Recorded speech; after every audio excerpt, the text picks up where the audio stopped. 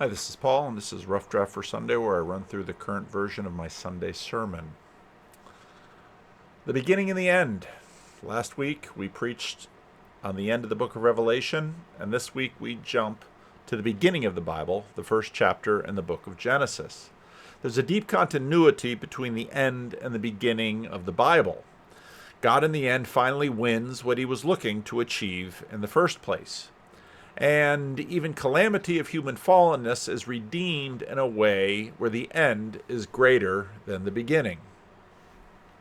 Now, we had our Midwestuary conference, and one of the people who attended, Annie Crawford, was on a theology podcast, it's a podcast, but a little play on words, with some Reformed theologians and pastors to talk about the Midwestuary conference.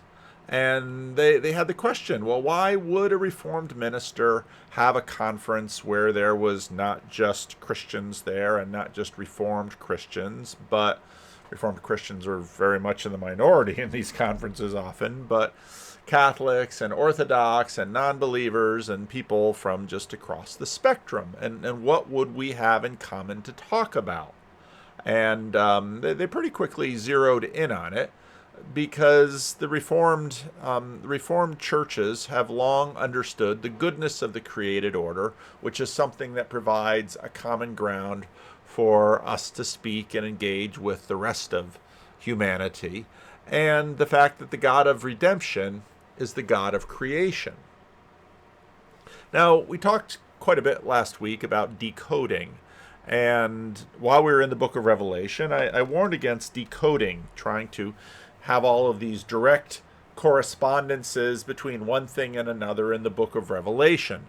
And on one hand, decoding is something that you basically have to do in order to make sense of a book like that, but we ought to sort of hold it loosely.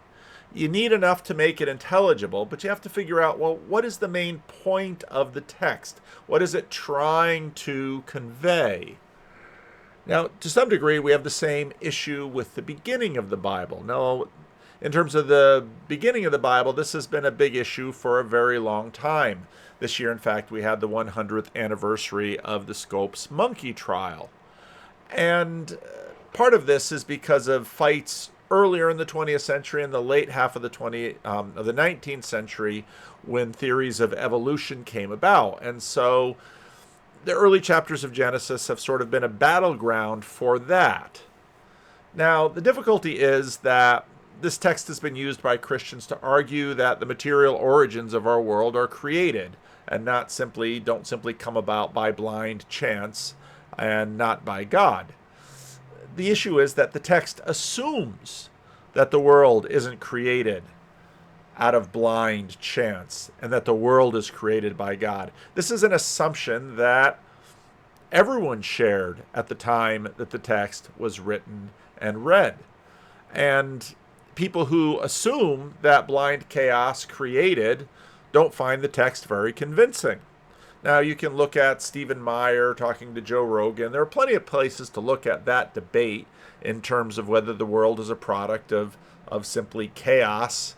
And then people have difficulty describing where these laws of physics come from that sort of bring order out of the chaos, because often if there are laws, there's a lawgiver. But if you start with God, the text tells you about the relationship between the Creator God and this world. The Israelites, along with everyone else in the ancient world, believed instead that every event was an act of deity, that every plant that grew, every baby born, every drop of rain, and every climate disaster was an act of God. No natural laws governing the cosmos. Deity ran the cosmos or was inherent in it. There were no miracles in the sense that events deviating from that which is natural. There were only signs of deity's activity, sometimes favorable, sometimes not. In Mesopotamia, where the text very much is situated in terms of its audience, one way to accomplish this was to name something, because a name designated a thing's function or role. Thus, in the Babylonian creation account, bringing the cosmos into existence begins when on high no name was given in heaven, nor below was the netherworld called by name, when no gods at all had been brought forth, none called by names, no destinies ordained, then were the gods formed. In other words, in these Mesopotamian creation stories, the first thing you needed was a god, and then from the gods, all of the functions would be derived. In earlier Gilgamesh and Keto and the Netherworld, the first couple of lines read, after heaven had been moved away from earth, after earth had been separated from heaven, after the name of man had been fixed. In other words, this is sort of a key element in the process. If creation is the act of bringing something into existence, we must ask what constituted existence in the ancient world, in the minds of the people who were reading the text to begin with. In our culture, we consider existence to be either material, molecules taking up space, energy, subatomic particles, or experiential, abstractions such as time or love.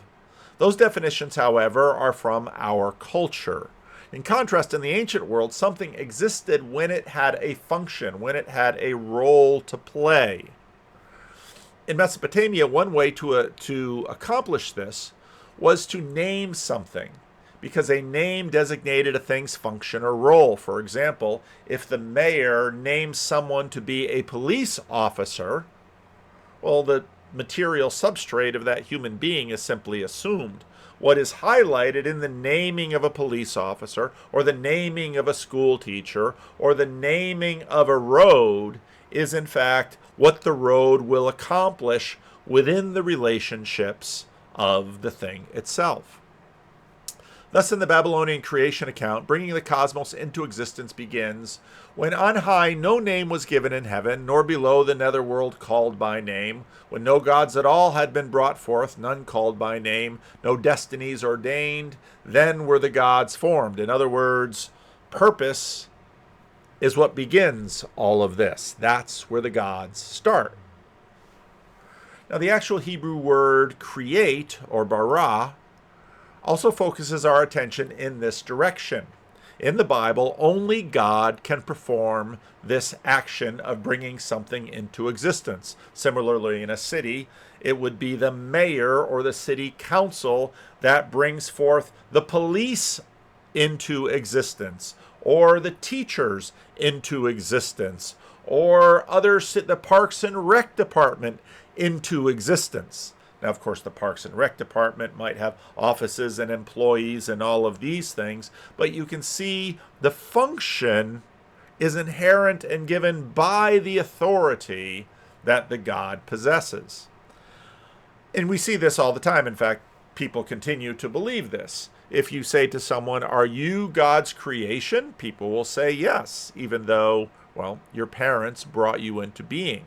You might look at a marriage, and in fact, when a marriage exists, we usually find an authority, a state, a religious authority, and I pronounce you man and wife, or husband and wife, or Mr. and Mrs. You can see that the situation is created by the naming and the authority of the new function, the new situation that is about to open.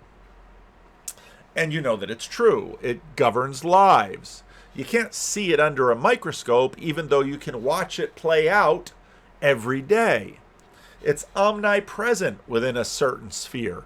You assume the materiality of the man and the woman and the generations before them that brought the ancestors into being. In the beginning, God created the heavens and the earth. Now again, God is creating this. He is making this by his authority, and he is naming the function. And you're going to see that as we read through the text.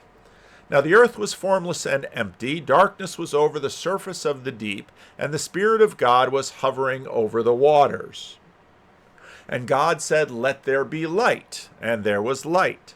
God saw the light was good, and he separated the light from the darkness. He called the light day, and the darkness he called night. and there was evening and there was morning the first day. And again, you can see this functional aspect and focus of the text by the fact that he doesn't call the light light, and he doesn't call the darkness darkness. He calls the light day. That's its function in the sphere. And he calls the darkness night. That's its function in the sphere. And the creation, the order of the light and the darkness, of the day and the night, well, this is good. It's good for the world, and he names it as such. He's creating a habitable space for what will be the goal of his good creation.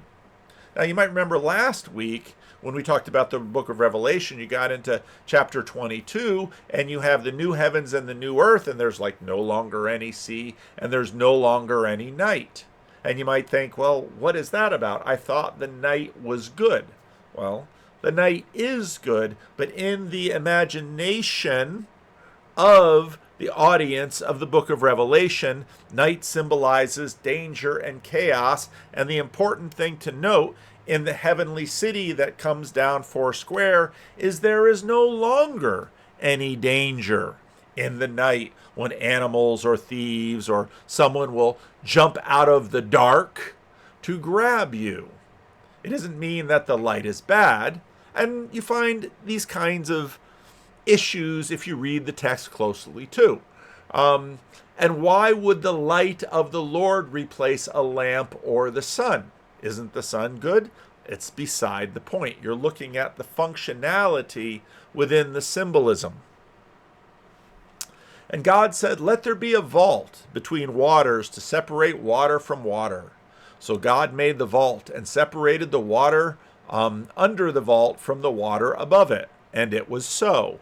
And God called the vault sky. And there was evening and morning the second day. And God said, let the water under the sky be gathered into one place, and let the dry ground appear. So again, we're bringing order, and we're naming the functionaries. God called the dry ground land, and the gathered waters he called seas. And God saw that it was good. Then God said, let the land produce vegetation, seed-bearing plants and trees on the land that bear fruit with seed in it, according to their various kinds. And it was so. The land produced vegetation, plants bearing seed according to their kind, and trees bearing fruit with seed in it, according to their kind. And God saw that it was good. And there was evening and there was morning the third day. And God said, let there be lights in the vault of the sky to separate day from night. Now there are functionaries within the creation that will govern over the creation. They will function within this to create again this habitable order. And let them serve as signs to mark sacred times and days and years. And let them be lights in the vault of the sky to give light to the earth. And it was so. God made two great lights, the greater light to govern the day, and the lesser light to govern the night. He also made stars. Now it's interesting, if you read John Calvin's commentary on this, one of the things that he notes is that, well, in John Calvin's age, they had seen Saturn, which they called a star, but they had seen that it's greater than the moon. But Calvin says, don't worry about this. This is told in a frame that a common man would understand. So don't get too caught up in all of the various decoding. You're going to have to decode it, but take a look at what it intends to give you. God set them in the vault in the sky to give light to the earth, to govern the day and the night, to separate light from darkness. And God saw that it was good. And there was evening and there was morning the fourth day. And God said, let the water teem with living creatures, and let the birds fly above the earth across the vault of the sky. So God created the great creatures of the sea, and every living thing with which the water teems, and that moves about in it, according to their kind, and every winged bird according to its kind. And God saw that it was good. You have this marvelous picture of God just making this world and creating it to work and having it go, and it's just exciting and glorious and good, and he's enjoying every minute of it. God blessed them and said, "Be fruitful and increase in number, and fill the waters in the seas, and let the birds increase on the earth." And there was evening and there was morning, the fifth day. And God said, "Let the land produce living creatures according to their kinds. The livestock, the creatures that move along the ground, and the wild animals, each according to its kind." And it was so. God made the wild animals according to their kinds, the livestock according to their kinds, and all the creatures that move along the ground according to their kinds. And God saw that it was good. And God said, "Let us make mankind in our image, in our likeness, so that they may rule over the fish in the sea and the birds in the sky, over the livestock and all the wild animals, and over all the creatures that move along the ground." So God created mankind in his own image. In the image of God he created them. Male and female he created them. God blessed them and said to them, "Be fruitful and increase in number, fill the earth and subdue it. Rule over the fish in the sea and the birds in the air, and over every living creature that moves on the ground." And you can see throughout history that is in fact in many ways what we have done. We are in his image. Now, throughout the course of biblical studies, there's been a lot of debate about this idea of image.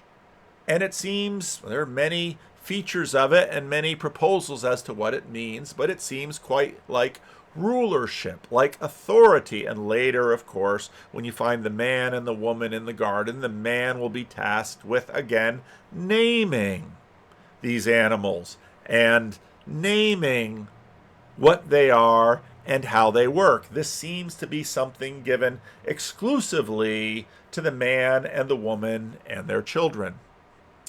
Then God said, "I will give you every seed-bearing plant on the face of the whole earth, and every tree that has fruit and seed in it. They will be yours for food. And to all the beasts of the earth, and all the birds in the sky, and all the creatures that move along the ground, everything that has the breath of life in it, I give every green plant for food." And it was so. And God saw all that he had made, and it was very good. And there was evening and morning, the sixth day. Thus the heavens and the earth were completed in all their vast array.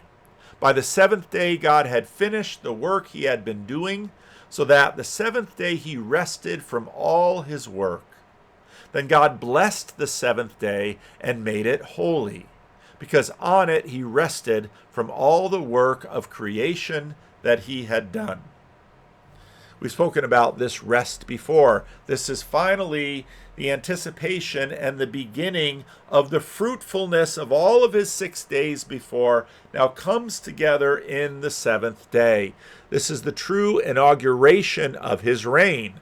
Again, end of the book of Revelation, the inauguration of his reign and us together with him over the new heavens and the new earth. Here, our reign over the earth, version number 1. If create is about function, what is the function and the purpose then of creation? In the modernist view that Genesis 1 is an account of material origins, day 7 is mystifying. It appears to be nothing more than an afterthought, with the theological concerns about Israelites observing the Sabbath, an appendix, a postscript, a tack-on. In fact, that's how many people have read it. In contrast, a reader from the ancient world would know immediately what was going on and recognize the role of day 7. Without hesitation, the ancient reader would conclude that this is a temple text. Remember all the temple we saw in the book of Revelation, where the New Jerusalem comes down and it fits right into the Holy of Holies of the temple, at least not in terms of size, but in terms of shape.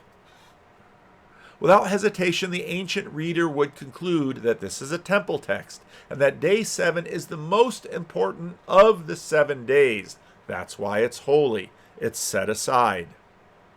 In a material account, day 7 would have had little role. But in a functional account, as we see, this is the true climax, without which nothing else would make any sense or have any meaning. God achieves on the 7th day, in a sense, what he achieves at the end of the long struggle as seen in the book of Revelation. Then I saw a new heaven and a new earth, for the first heaven and the first earth had passed away, and there was no longer any sea. I saw the holy city, the new Jerusalem, coming down out of heaven from God, prepared as a bride beautifully dressed for her husband. And I heard a loud voice from the throne saying, "Look, God's dwelling is now among the people, and he will dwell with them, and they will be his people. God himself will be with them and will be their God. They will wipe every tear from their eyes. There will be no more death, or mourning, or crying, or pain, for the old order of things had passed away." So while there's a passing away, there's also a fulfillment of what was originally intended. Now, as we get into the story, we'll find out what happened to the intention. Where did this go wrong, necessitating everything else that the Bible will show us? Now, we've had a lot of unproductive spats over this beautiful text. The point of the text is in some ways more difficult for many people to imagine. That God is good, and he cares for this world. That we have spoiled a good world and made it like it is now. But the Creator God is the Redeemer God, and that's what the rest of the Bible is about. Colossians 1 says it well. The Son is the image of the invisible Father, the firstborn over all creation. For in him all things were created, things in heaven and on earth, visible and invisible, whether thrones or powers or rulers or authorities. All things have been created through him and for him. He is before all things, and in him all things hold together. And he is the head of the body, the church. He is the beginning and the firstborn from among the dead, so that in everything he might have the supremacy. You can see the function, the rulership, all of this coming together in Jesus. Why, when Jesus commanded the storm to cease, did it cease? Why, when Jesus commanded the demons to flee, did they flee? Why, when Jesus commanded the blind see, and the lame walk, and the deaf receive their hearing? Those were the functions of those organs, and now suddenly they function as they ought to once more.